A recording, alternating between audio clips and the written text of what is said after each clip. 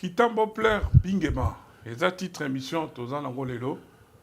Pambate, bande konabiso ya Kitambo va perdre Bingema. Bingema azalaki grand mélomane, surtout azalaki parmi bato oyo lo baba même moi discipline na milieu ya ba concert. C'est ba concert souvent ezalaki place ba yanke ba koya ko sala ba désordre surtout ko attaquer ba na basi.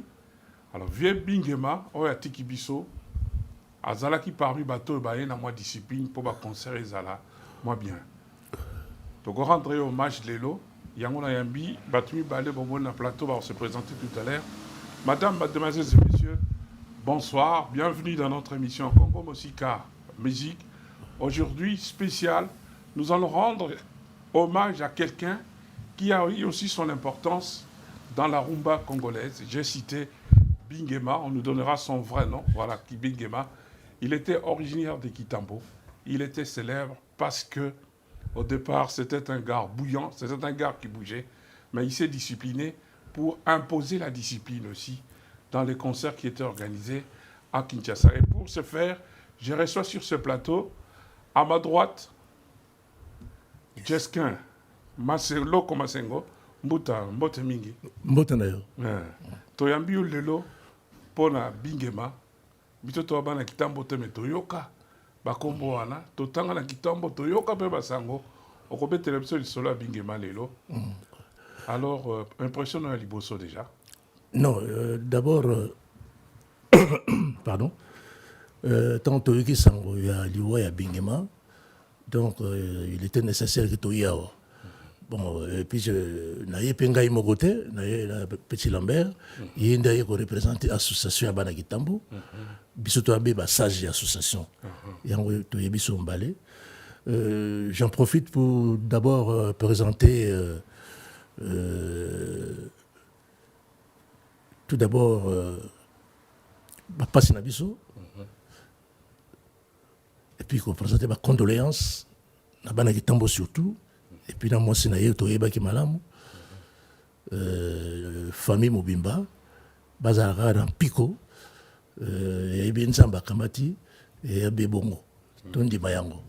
Merci Mouta. Alors, la gauche tanga na zana Lambert, Kilambo Tamboué, Yaza président ya Aiki, association internationale, aux membres ya Aiki, association internationale, il y a ressortissant ya Kitambo. Bonsoir monsieur Kilambo. Bonsoir Papa Hippo. Ah, bonio. Donc, ngana zali bien. Na ndenge to sololaki concernant likambo o ezubiso na kati ya Kitambo, to solina grand frère Loko Masengo azali to yena enzela moko, to sololi pona kosala quelque chose na ndenge kulutu na biso Bingema akendeki akufi. Donc esali biso pasi mingi. Yango tolobaki il faut tout ça la émission tout ça la en tout cas ba makambo mingi ndenge par rapport ya vie na ndenge amemaki makambo nyonso ya tiki na kati ya Kitambo souvenir ya tiki libiso na kati ya Kitambo c'est yango ya toye lelo po tout ça la émission ngai pe na présenter condoléances na ngai ba condoléances na ngai na bana Kitambo et puis na famille biologique ya ye Kondo Bingema. En tout cas, merci. Mais avant tout compte, on a vu un sujet. Toyoka, extrait ya nzembo oyo, ba immortalisaka, ba yanke, obiso benga ba yanke, ba toyo, ba ningisa Kinshasa, orchestre Sosoliso, et rendra bango hommage. C'était, je crois, en 73. Hein? Justement. En 73, ba salaka nzembo oyo. Toyoka, extrait, Christian Bamo, la réalisation, s'il vous plaît. Mama oh zanga zanga mama oh zanga zanga na kozila zanga zanga mama oh zanga zanga na libre zanga zanga mama oh zanga zanga na omere zanga zanga mama oh zanga zanga na William zanga zanga mama oh zanga zanga na Mivejon zanga zanga mama oh zanga zanga na Wali zanga zanga mama oh zanga zanga na Zaba Zanga zanga mama oh zanga zanga na soto zanga zanga mama oh zanga zanga zanga na pore zanga zanga mama cheka cheka cheka cheka cheka cheka cheka cheka cheka zanga zanga mama oh zanga zanga na bingema zanga zanga mama oh zanga zanga na sengo Bayanke na kati on a toki ke kombo ya vie Bingema. C'était quoi en fait? Bon, le lot, il y a l'histoire de Bingema. Il y a Bingema, ouais. C'est-à-dire, je me souviens d'une émission que dans le cadre de la conscientisation, il fallait tout comme ça, la jeunesse, nous surtout les citoyens. Et on a tout bandara, tous les Yankees, il y a ça, pour conscientiser. Et puis, tout le monde a un taximen, il explique à eux, les boss. Donc, tant que tout ça, et c'est ce qui a fait que calme et côté de ça, il va comme conscientiser, va comme conscientiser les salas, va me garder le corps, va me il va vendre tranquille. Et puis Karabango, il y a aussi le groupe Kaki. Donc, grâce à la conscience, il y a des tambo, il y a toujours qui vient avec Pierre Botomba, Vili Banga. Il y a des gens il y a animation, il y a un groupe qui est Bavandi. D'accord. Na plateau, yom toza kulutu, betepsona isolo, en fait, Bingema Azaraki Nani. Pourquoi il est célèbre? Non, Bingema est célèbre parce que pour petit baye après biso toro bien il y a Athos pour y a banana comme il y a Athos parce que bango la lero na baye qui y na caméra na ba benga Vision Cowboy misala il y a vraiment un kitambo ba ok ni braza ko tra film ya ba Gary Cooper film ya ba Bill Lancaster donc bango ba otala ba film wana c'est autant ba ozonga dans le quartier, il faut faire des solos, des films, ça pour les gars. Donc. Et en même temps, au début, il y a la ville de Concordia, dans le côté de la ville de Imprimerie? L'imprimerie Concordia en face. Concordia, il y a Banakier. Mindere mo ba on a baki ba wala sa box tout ça là. Bango ba za okende kuna. Donc on a baler moko boye. Pour on dit ba belge, ba ke kitambo et place il faut conscientiser dans le sport, occupez-moi boxe, au lembi, au line, on va maîtriser. Mais on va jouer à la boxe. Alors, on va jouer à la boxe, tout ça. Et on va venir à la donc, Bitumba, on va boxer. Les bandes, on va monter. On va les bandes, on va pas apporter un bande. Non, c'est-à-dire, Bingema Azaki justicier. Parce que Bingema qui m'a aussi toujours calme. Alors, je suis en VV. VV, ça veut dire que toujours le cabatou, il y a pas besoin de déranger le concert. Non, il y a Bingema na Mokelina. Mokelina, il y a Akumbo ezali mo mingi donc il peut à son âme il peut à Kenda donc bango demo to bayaki na VV bazako na pas porter bayo cha discipline dans l'envoyer donc sikoyo bayanki bazako ya ko déranger je me rappelle toujours mususu to no betana maître Toro na yolo donc wana kuna ba léopard bazo réunir la maître Toro il y a un concert qui est donc. Donc, on a fait les. Concert de Zobeta, non? Bingema a fait la porte. Et bon, on dit, oh, Azama Kassia Kota. Oh, porte Fungwana Penda Bomota Kota Zate. Tu vas kangi ce porte. Il y a un paquet qui non, il y a une taille normale. Il est lancé, donc, mais. La force naturelle. Bon, na balai, na balai, oui, mais tant qu'il faut bacamo, et on peut balader baquet belé, bacamo donc. Donc, et pas avant ça qui m'a comme on avait vers moi. Mais na quartier, à Osama Boutete, au Moutan, non. Ce qu'il y a justicier. soki amoni place yo ozodérange bato il faut tia ordre surtout bana kitambo petit à quartier ye ayiki neka justice ayiki to akeno tumolaka bato noyeba tumolaka ye tumolaka ye mais asi alonga longa na ye wana tona vv première yo mto memie na milieu ya musique si ngai na memie na milieu ya musique justement et pas yo kozwa gunango et puis binga donc comme on dit binga Emmanuel mais si vous akangisi yango bingema comment ngende ngwala alors tant de côté na vv wana pour question de bosso ya banego au thème na porte vv alors veki saki na Mr. Mo ba bien mabuse to yimare na vv mabuse to yimare donc ce que veki saki a songi ya provoquer bingema pour aller tester ay mabuse tika osabi yo pour moni avandi otalo mabuse azo tester ka ameka bana donc bon nzambala la gâte tokobeta na Brazzaville vv na Brazza kitambo mo jour na bete ba grand frère na ngai kitambo me ki na Brazzaville ba pinke ba tokia parti sur l'hôtel bus ba musiciens ali bus pe ba installateur ba nini ba fanatu ba na ngi ba binge ba ma bus ce que tout le monde qui concert ma bise azoko ma binga ma yo binga ma sairo ko nya yo sanya nya bino fa de boza ka bisona ki sasa wantini ma paraza ba bine mwana tika eloko zo ko salo eloko zo salo yo okuluka nde liwa ye jo ba jipo kala ba Land Rover ba jipo ils ont démarré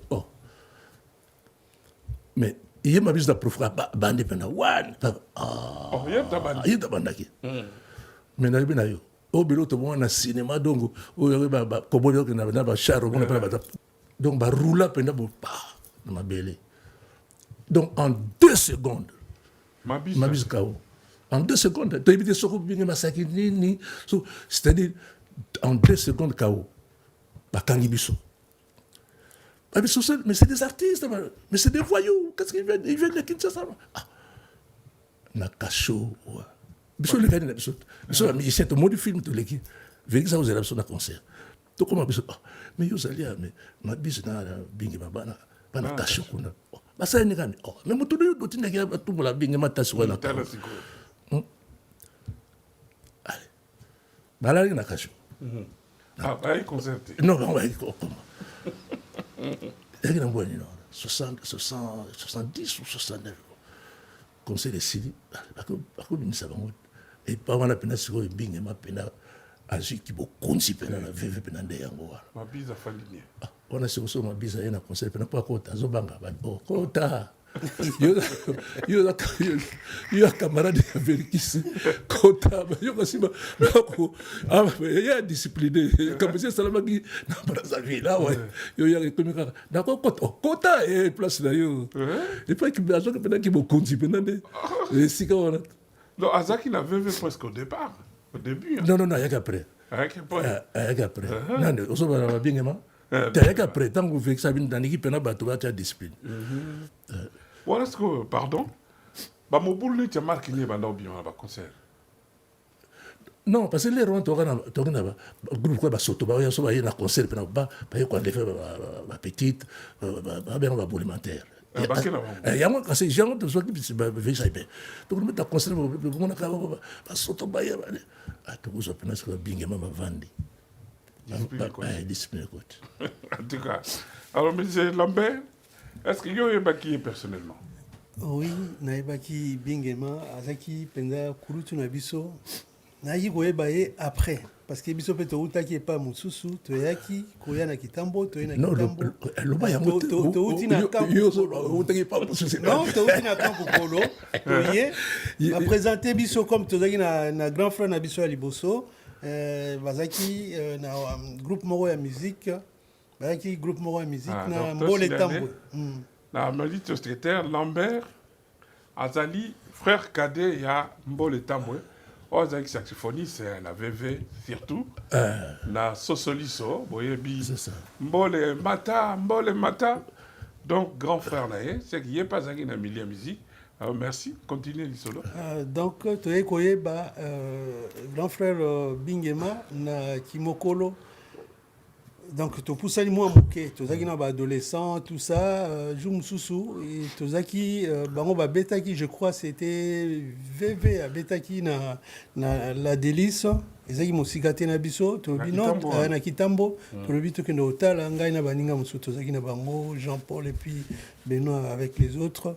Mais V Bingema comme akoma ko sala ezaki logo sécurité hein, sécurité azape ko protéger biso en même temps parce que Moussalo ya sali en tout cas a tiqué le biso vraiment exemple est bien a tiqué vraiment exemple est bien dans le sens que Batubazaki Monae parce comme s'il était voyou mais il n'était pas vraiment un voyou. Azaki na makasi nae bien sûr mais Azaki est justicier. C'est-à-dire, quand il y a un souci dans Moutoua Kitambo ou bien dans Likambo et Tali Kitambo, il était tout le temps là pour défendre. Donc, mon indenge grand frère Outikoloba, ma casse-wana, ma compétence wana, tout mingi va exploiter, c'est-à-dire, mikondi va exploiter pour un jour à Akoma Moutupenda est important, Akoma na poste pendant comme Moussala Ponae. Et ngai na eu chance à mon aïe lisusu on a qui na 2021 nazalaki délégué par anaki en mission na cadre ya biso ya bana Kitambo ya association ya Aiki ba délégué ngai ba lobi non, il faut que nous ayons la mission à Kinshasa parce que nous avons des choses à voir et puis il faut aucun dégota là, vieux Bingema, au Memelaye, dans le cadre de la solidarité, au Memelaye, Bakoli nae, au biso to préparé, bana Kitambo, to bino, azavio na biso to robo ça n'a été. To sali Kambola, to sali to préparer mission na Keti, na zui chance ya romo nae.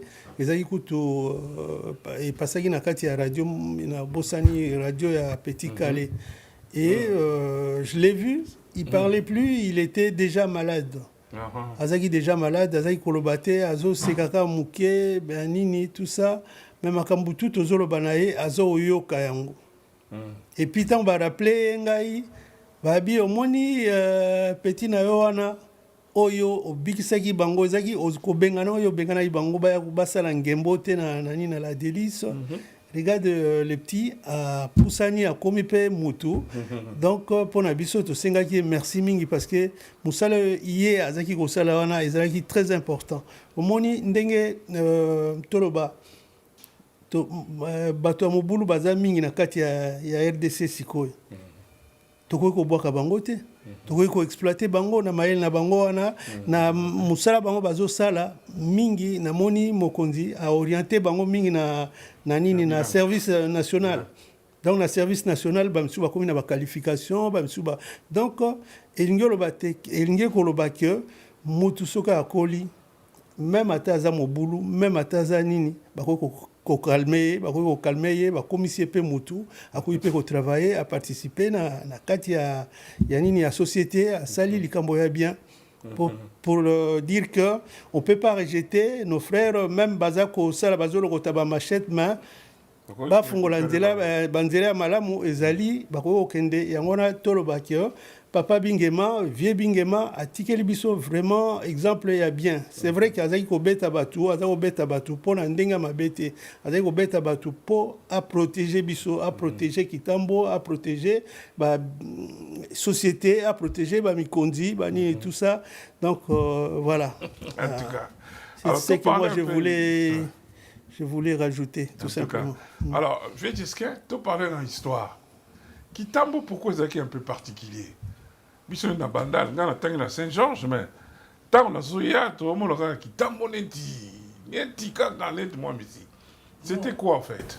Non, c'est-à-dire Kitambo nasina ipsoyo oui bien il faut jouer émission mobima parce que on ne peut pas parler de Kinshasa sans parler de Kitambo parce que Kitambo n'est pas Kinshasa c'est bandi. Kitambo yaki bongo pour l'année. Parce que c'est la première commune où Mindele va avoir la structure, la stade, la commissariat, l'école, tout ça. Bon, moi, j'ai vu que c'était le temps colonial. Donc, tant que tout ça, sociologiquement ou historiquement, tout sur la maçon de la mission du temps. Donc, nous comprenons que les gens qui révoltent la jeunesse pour nous ressentir du panda. Parce que Mindele, na kitambo pena ba commissaire, ba gouverneur, donc ba la discipline où il kimbeka. So muta kufi pena a fouti pas côté ba beti pena film. Alors, ba vie ba mona yango, mais c'est que ba vie na biso de comme quoi moi révolte. Ngana mona ngo bongo. Yango ba komaki ko beta Mindele, ba nini ba beta Mindele. Ben oui, mais venez à vieux porin. C'est vrai, vieux porin. Porin, tu le rappelles encore. Il y a des sources à Macambo. Ah, ben ça me mais en 1957, Flama Pena Kangi a été délégué. La relégué, relégué dans Mbanda. Bazong ici, bon. Donc, match il y a Vélodrome et Zobeta Dragon, pour qu'on ait tant de fois dans la Dragon. So, équipe Moussou, comme traître. Donc, Dragon, c'est bêta. Arbitre en justice, vieux pour il y a un faux montoto. Il y a un faux montoto. À côté de la terre, il y a un arbitre, les semaines qu'on bête. Donc, mon délai peut attendre, ma pème, il y a un délai. Il y a 15, via Botaban. Ma pème, il y a un délai. Pas Kangi. Il y a une révolte. Si vous avez un banda. Donc, moi, je ne comprends pas comme ça, parce que les rois dans la classe, la classe est là qui donc, donc, parce que la classe, parce que le colonisateur, la classe est source de la révolte contre le colonialisme. C'était un début. Et il y a un qui tambour. Il tambour un beau caliboso. Il tambour d'aller un beau caliboso na kati ya Kinshasa. Donc, il y a un beau kamoko ba mindele ba protéger qui en mingi, ba encadrer qui en mingi, il y a un moment na kitambo ebimisi artiste, ebimisi ba intellectuel, ebimisi ba grand militaire, ebimisi ba tu belé solo. Surtout ba école. Donc, pour dire que eza mboka moko ville moko tilelo eza na lokumu. Bien que bani ba Kinshasa ebima. Mais tout le monde a dit bana kitambo beaucoup moins fort boy. La petite chose, ils ont l'impression. Non, ils ont l'impression bino boza nango, mais ils ont une dengo na poto. Ouais, non, on s'organise toujours, hein, grand frère. Si, tu es au Canada, c'est tout le temps. Non, c'est-à-dire, au moins, la génération, la génération, Bissonné, tu comme une génération à l'icolo, les qui nous va saliper, groupe na bango, association na bango, mais tu as toujours en communication parce que tango ngamoko personnellement j'organise des tournois de foot et bana les qui wana bazana équipe na bango ba football ba yaka obeta to sangana ba mikolo tozo mona tozo suivre. Je crois que une fois grand frère yaki otala je crois pour assister à ba tournoi à foot et les kaka bien courant les kaka bien même na likambo et zubiso toza obligé to sangana toza obligé to kutana biso so pour to sala nyonso pour na ba obsèque ya vieux Bingema. Alors jusque-là, qu'est-ce qui va se passer après? Tu as vu qu'à Koufi Babi, à Botamagi en 1944, à Koufi a 81 ans, à Koufi à Kolaki quand même, à Koupé Manapopoto, mais là maintenant la suite c'est quoi? Non mais au début que l'Obenagina en direct avec le vieux Zangazanga, voilà. Le roi. Azali. Oui, c'est le dernier de Moïka. Donc, Nagina a un téléphone, il a s'occuper de l'organisation. Il a calme, après ça, programme. Et puis, à Paris, tout ça, programme par rapport à programme qui ça. Mais déjà, tout ça, il regarde bien, il regarde très bien. Pour Ndenge Bandeli, Bandeli Pendenge bien. Pour qu'il y ait des motos, des motos, Tamayoka Lissolonga bien à Tetokutana, tout ça. Donc, Belgique, ils ont benga déjà. Grand frère Ado Kuna, Ado Kali, la Belgique, à ça qu'on benga, tout le monde était mobilisé. Tout le monde est mobilisé. Tous les rap, ça veut dire que Bingema Azalaki vraiment populaire. Ah si, c'est un monument. Ah si, et puis Azalaki peut jouer au football, mettre la tournée, donc. D'accord. Azalaki même peine à Xavier, à Xavier, à Croix-Rouge. Dans les psaumes, on vous il faut mettre à balle, vous avez aussi un scoutisme, bien sport, bien banini, donc tout le monde était bien élevé là-bas. Alors, Tozalaka na ba sangoni ti ba Père Buffalo. Ayaka na kitambo, ayaka na mission spéciale. Si. Père Buffalo ya kipo ayako kitisa parce que des bazo ibise que na kitambo kuna ya Far West. Voilà bana is ça. Donc il faut que nous kuna po que nous conscientiser bango. Tango ayaki motel bosa mona ngana. Vena biso mokelina. Oui. Mokelina, ça vient à biso. Na ibise que autant la bingema na veve. Ba ki bingema na mokelina. Tant Buffalo yi. Motel boso ya mona ke po azwa po alembisa bakam. Vie mokelina. Donc bayena sanga bayokane ekopena bana botika moka malamu dolingi mo burute sanga mutaki na before et puis pour te dire que bana kitambo mingi pour te dire que aussi bana kitambo wana oyo ba vie oyo bazaki bato makasi wana un père a exploité ki bango aussi ba ko sala jeunesse mouvement ya J Impère ba vie wana nyoso bazaki na kati donc euti na biso oui banze muno kuna oyo kana baya na bana Mobutu ezo sala mara na quartier grand frère na biso vieux libanga zalaki wana donc tradition tambo alors comment donc batala koza par hasard non eza mokitano banani ba dérivé ya ba mikolo ya bazaki ko koningisa nini donc animation culturelle un peu eutana kitambo eutana biso na kitambo mais bon baramuté to éviter mais soyi bopesi biso opportunité neti ya lelo boye tobandi kobimisa muke mbala mosusu tokopesa bino histoire ya kitambo ndenge ebandaka kitambo. D'accord. Mais comment expliquer que Billy est populaire na kitambo? Pourquoi? Kasi yango na yebisaki yo te parce que Saint-Georges école de frères des écoles chrétiennes. Bon. Donc frères des écoles chrétiennes eyalaki parce que dragon yaki bana boma à l'époque les frères. Dragon donc ebanda kuna. Donc voilà papa kala.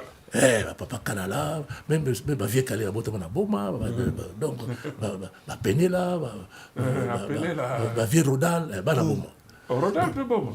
Oh, Banaboma. Mettez ces belles mon accès, ça va un bon bon. Oui, professeur Malou. On a une école de frères chrétiens. Voilà, Saint-Georges, ma frère. Il y a une équipe là-bas. Mais il n'y avait pas que l'équipe de football, hein. Il y avait aussi Nini Group, il y a Bana Bomawana, Bazalaki na Asanef, association des anciens.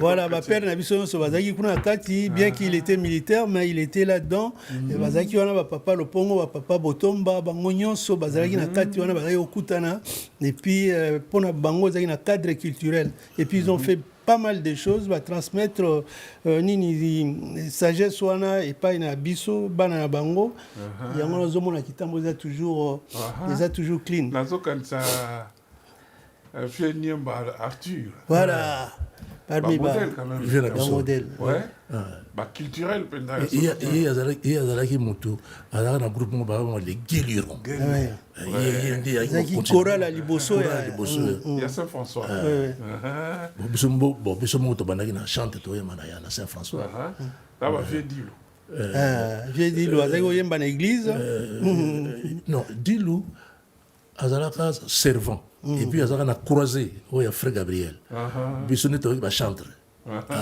biso na frère Daniel acolyte comme bien cadré hein bien cadré na basango na frère Gabriel to benga chef frère C'est ça. Saint-Georges. Saint-Georges, c'est ça qui. On a des mauvais souvenirs aussi avec lui. Et ça qui est paradoxal qui t'a Bayaki pe balaki ko. Bayaki Non, bazalaki. c'est Bayanké civilisé. Mais Bazaki m'a voyouté. Oui. Mais Bayanké civilisé. Dans le fait, une histoire, moi, je suis école pour ça fait longtemps Kitambo. Oh, quand même, on m'en y est. La fait longtemps. Ah oui. Toto à Saint-Jean, toi qui m'as dit récréation. Oui. Ok, kuna tobe ngo manienye. Ah bon, d'accord. Au foutu moi loko. Bah l'action te fotara liboso. Ah oui. La circulaire. Voilà 114. Ah, 74. 74. C'est récent ça. Mais c'est quoi 74. C'est vieux quand même. Wala biso tana tri. Tana tri ba je sais. Yo zo la vélo les rona. Ah là là là là là. Oh, Kitambo va se souvenir. Viens Gobila. Tata Lambanda. Ah oui. Capitaine Abisson à Saint-Georges. Ah oui. Donc, il y a mon ami Ngobila. Ngobila est surveillant. Oui, dans le côté moderne. Oui, côté. Comment CO. Na CO, voilà. Avec une moi, on a mon gars Mouké, oui, c'est la gymnastique. Moi, je l'ai connu, il m'a frappé aussi. Ah oui, pour nous, on peut la discipline. On a retard, on a côté Nignal. Ah, vous avez un peu quoi. Mais comment expliquer Kitambo a trop au Congo? Non, c'est normal, ça permet la base à ir. Mais mon Congo, ça le Balinga, le roi Bongala. Oui, influence à Bangala. Influence à Bangala, qui toque. Et qui Balari, Baumbu, oui, qui vraiment majoritaire. Oui. Na Bazombo, hein. Et na Bazombo. Grand commerçant. La commerçant pour lire Sarine qui toque, le rêve. Ma mère a mis 4 pères bien avec Kitambo. Ah oui, refeigna, mi 4 refeigna. Donc, on l'a en côté, donc. Après, tu as combien ça? Babylone, on est dit. Babale, vous avez créé une équipe, tout ça. Nana Bosselo, vous voyez que Nico, le guitariste, Yorgo,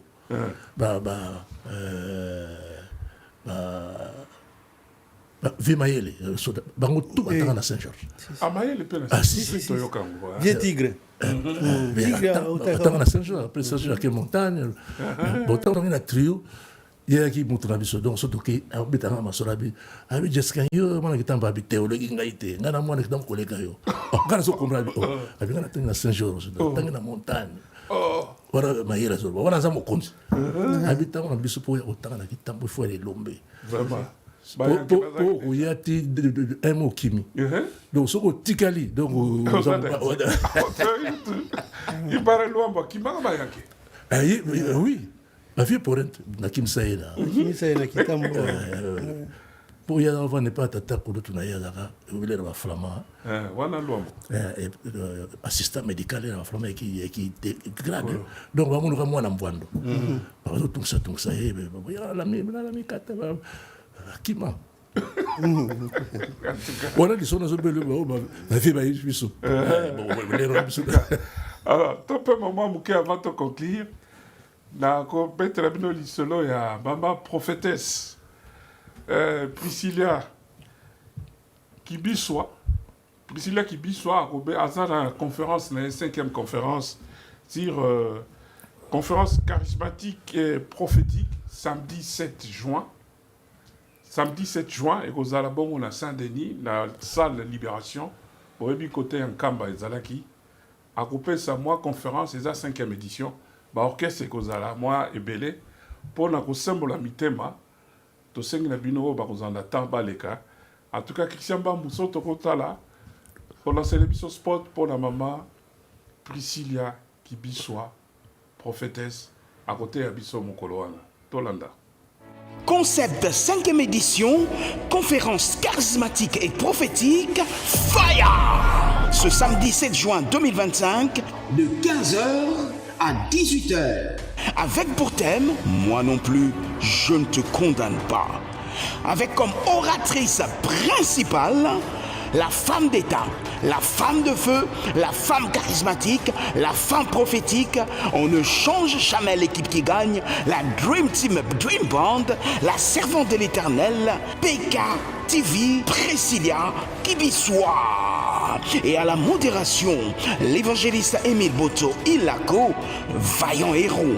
Et comme invité spécial à la conférence charismatique et prophétique 5e édition, nous avons l'artiste musicien de notoriété internationale. J'ai cité Moïse Matuta. À l'animation, vous aurez la présence des chantres de l'Éternel ci-après. David Mabilo, Blanchard Kiakou, Mimi Ndaya, ainsi que le couple Sam et Mimi. Concept 5e édition, conférence charismatique et prophétique. Feu! Moi non plus, je ne te condamne pas. Adresse 17 boulevard de la Libération, 93 200, Saint-Denis. Salle au 4e étage, lorsque vous prenez l'ascenseur, porte à gauche. Itinéraire, RERD, direction Goussainville, Sarcelles et descendre à la gare de Saint-Denis, tout juste derrière la gare Saint-Denis. En voiture, mettez le GPS. Pour toutes fins utiles, appelez le 0033 605 700 903. Concept 5e édition, conférence charismatique et prophétique, le feu! Cette fois-ci, tenez bien, la conférence sera également transmise en direct sur YouTube, PK TV, Étoile Brillante, ou sur la plateforme Facebook, Priscilla Kibiswa. Concept 5e édition, conférence charismatique et prophétique, Mambouma Sobele, océan de bénédiction en Jésus-Christ. Soyez les bienkoya. Voilà. Merci réalisation, merci Christian Bamou. Alors viens, tu as comme quelqu'un de la souka. Monsieur Lambert, il y a peut-être chose à soutenir témoignage sur un vieux bingema pour le journée là. Oui, si, un témoignage, il y a vieux bingema. Il y a des fois, vieux bingema, qui, au moment où soir boye, avant d'y avoir camarade nae, ils ont aussi la surveillance na kati ya mboka. Donc azotambola bazotambola makolo bozokutana bango c'est tout soit moni oza mwa muke ozotambola boabi petit zonga na palais kovanda on a été zonga na palais eza lera otambola te bana osa surveillance bien que bazaki pe ko vigiler batala soki banguna mususu banguna tokolo bana bandal ba côté libiso ta musu ba ye ba oluka ba momi ba nini c'est tout bana kan kokolo bana ya nini ya mbinza tout ça so ba ye ba tunio ba osala en quelque sorte ba osala vigilance ya kitambo et loko souvenir to tika na ngo kitambo pe munene mingi ezaki munene kitambo za mwa munene eza mwa munene donc route na kan itex oui ah oui tu l'as dit Kasavubu tu na barai ya munene te ya neti balingwala à peu près neti ba lingwala oui mais vieux to biso bato ya amical kitambo to en tout cas to pensa qu'il na des sons vivants to lobi non il faut tout ça la vieux on a quand même quelque chose geste bien que tout ça qui na mingité mbongo mingité to sali kamwa koli ya muke to ke to tikeli to moni mwati na ye maman j'ai oublié encore son nom il y avait un de ses fils azalaki wana to sololi to sakani kosakana na sens que koseka mais lui vraiment il n'avait pas beaucoup de mouvement ni koseka comme on azo ko sourire kaka ndengwana mais azaki déjà malade azaki malade asepelaki mingi na amical Kitambo amical international de Kitambo quoi yango to lobi baleki batikali pe balanda exemple na biso to luka to sangana to kutana tozala surtout liwana ye ko marquer biso mingi to créer likambo mususu o to kosana bandeko mususu ba vie na biso lokwa bazali na vivant vie Jess aliawa azali toujours na biso azali toujours mais na biso quand il y a quelque chose il manque pas tala 18 ans na ye aye pour apesa lisolo Kitambo en tout cas donc tout ça la kandengo merci alors je juste compléter pour aussi ça ouais donc tant que on l'a vévé tout ça les trio majesty na ibisaka yo mokomuso ake poto bima jour a sorti to tili baya na midi ba yoi ba na 13h to tili baya na vis-à-vis pour les gens qui sont di baya ba ezate motoyate to tili ba 14h di bala ba yoi ba na to sagi ndeni to ko zo Bingema Bingema ina vis-à-vis ba vandi wana to tisu di baya alors moto ya ko yi bango aye di souci ya ba ki te so tili ba piège ezali mitambo ba ye pena bon petit azwa double moko donc ya ndeko mususu après non pas binga ya biga double ka ya bandaka ka wana donc akitaka na tête et puis double na ya lité oyo ya sel okolo abeto lango na abeto na kati na tibia na tibia ah oui wana oyo c'était qui n'a pas incident par non il dérangeait au les femmes donc bakangi pena petit yango poso batika ki obi na visa bino bukani baba sikoyo biso tuzoko rotoyo tala bakangi biso atuni unati no verkis binga bon sikoyo tuzoko ne pas verkis biso non binga comment les potozo ko ne kuna sikoyo biso non botika parce que biso l'essentiel quoi baizali to beta concert oyo so boke sukuna buka banda kwa bato dans concert aux arrêtés donc to beta concert on a grâce na yi ba yeko surveiller parce que vérité ça oti na moto yi ba tableau ba nene donc binga donc derrière le film yango merci Mingi vieux Jesquin merci c'est Lambert oui merci Yopé merci Mingi na moi le babolobi alors ba dit na popé ça moi le basuka na bana kitambo comme ça aussi c'est émission Oyo mais je profite pour souhaiter un bon séjour à notre ami l'inspecteur Lambert Moulebo et sa femme Nicole qui sont en séjour à Paris. Bon séjour, monsieur l'inspecteur, et surtout profitez de l'été qui s'annonce bien. Alors, monsieur Milambo, Kilambo, Lilobasuko Rolobani avant tout sa vie à clôturer.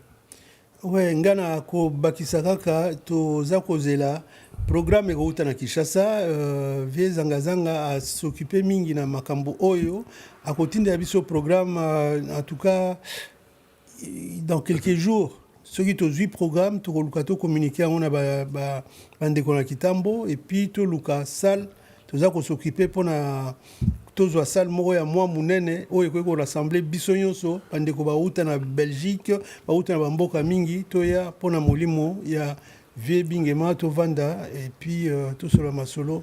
Je crois que ça sera une occasion aussi pour nous de se retrouver. Voilà. Merci beaucoup.